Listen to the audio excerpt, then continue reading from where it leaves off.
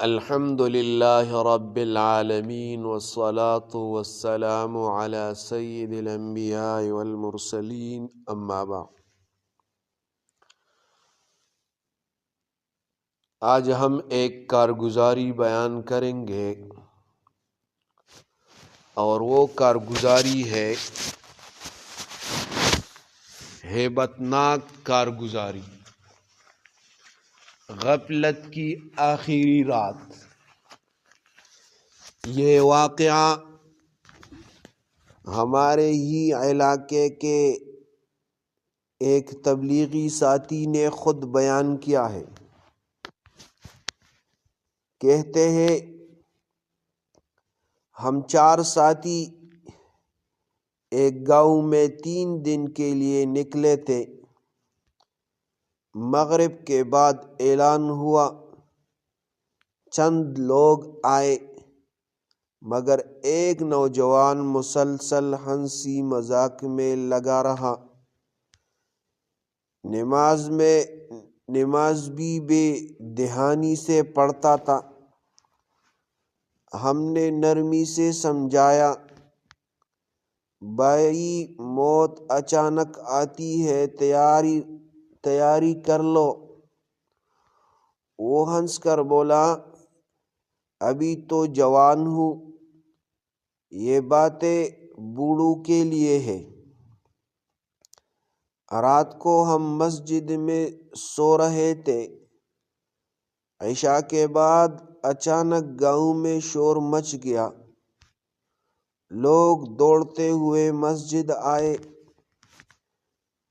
کہنے لگے جلدی آؤ، وہی نوجوان مر گیا ہے۔ ہم دوڑے گئے، جو منظر دیکھا رگے کانپ گئے۔ خوفناک منظر تھا۔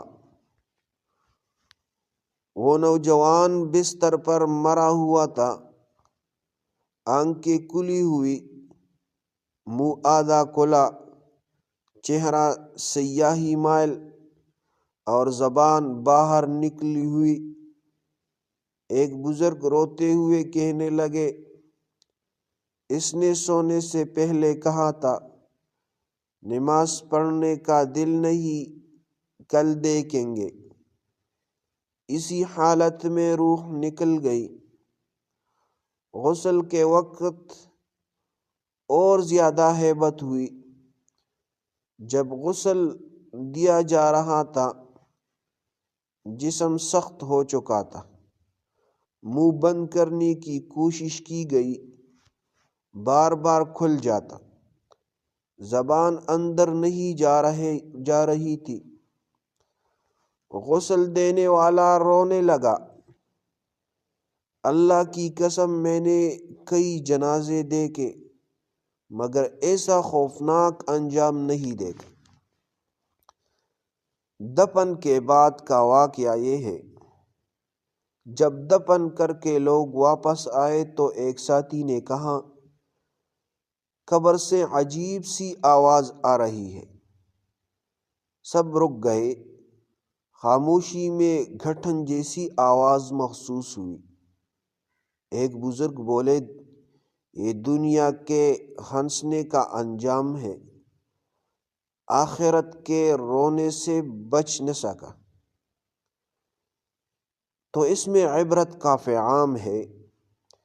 تبلیغی ساتھی رو پڑا اور کہا، اے اللہ کی قسم میں نے اسی رات تہجد میں روتے ہوئے کہا، اے اللہ ہمیں غفلت کی موت سے بچا لے۔ تو نتیجہ یہ ہوا، موت نہ عمر دیکھتی ہے نہ جوانی۔ نماز اور دین کو ٹالنا خطرناک سودا ہے۔ ہنسی مذاق میں اڑایا گیا دین قبر میں ہیبت بن کر سامنے آتا ہے۔ تو بھائیو، اس سے عبرت حاصل کرو اور اللہ تعالی کی طرف متوجہ ہو جاؤ، ورنہ زندگی اس طرح دھوکے میں ڈال کر ختم ہو جائے گی اور آپ کو نیکی کرنے کا موقع بھی نہیں ملے گا۔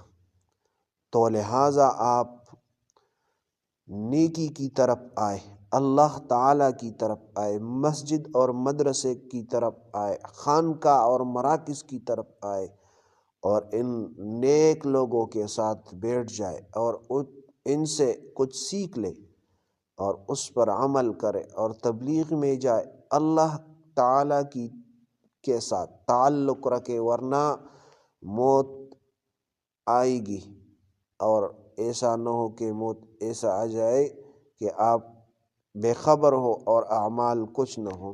تو لہٰذا آپ اپنے اعمال درست کریں۔ جزاکم اللہ۔